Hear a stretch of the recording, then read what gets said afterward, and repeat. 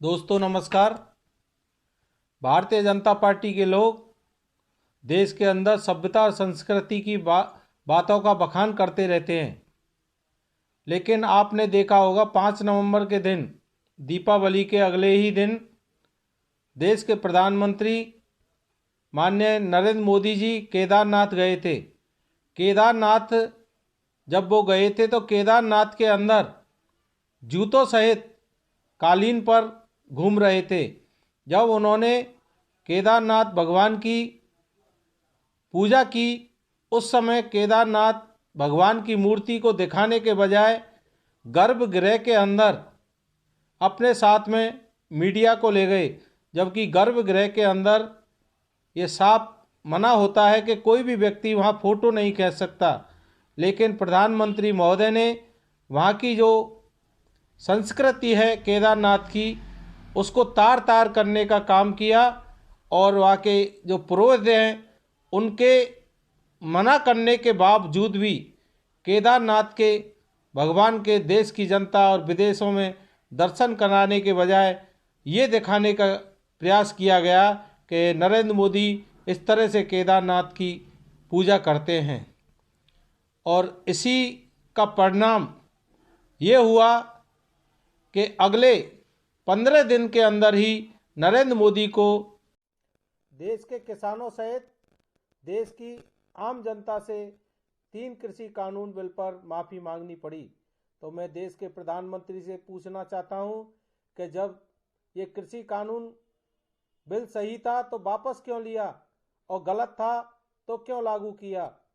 इसी प्रकार से जिन लोगों से माफ़ी मांगी, उनको भारतीय जनता पार्टी के लोगों के द्वारा मवाली, नक्सलाइट, आतंकवादी, खालिस्तानी, पाकिस्तानी जैसे शब्दों से नवाजा गया। तो नरेंद्र मोदी और भारतीय जनता पार्टी के लोगों को कोई भी शब्द जारी करने से पहले, बोलने से पहले सोचना चाहिए कि इसके दूरगामी परिणाम क्या होंगे। अभी पिछले दिनों 4-5 रोज पहले देश की बहन वीरांगना फूलन देवी के बारे में भारतीय जनता पार्टी के प्रवक्ता सुधांशु त्रिवेदी के द्वारा उनको हत्यारन और डकैत कहा गया। जबकि फूलन देवी हिंदुस्तान की वो पहली वीरांगना महिला है जिसने साहसपूर्वक उन अत्याचारी और आक्रमणकारियों को मुंहतोड़ जवाब दिया जिन्होंने उनके साथ में गलत घृणित कार्य किया था। इसी प्रकार से फूलन देवी को पूरे विश्व की चौथी महिला के रूप में नवाजा गया। तो इस तरह के ये जो भारतीय जनता पार्टी के लोग हैं, जो सभ्यता संस्कृति की झूठी बात करते हैं, इनको देश की जनता से माफ़ी मांगनी चाहिए।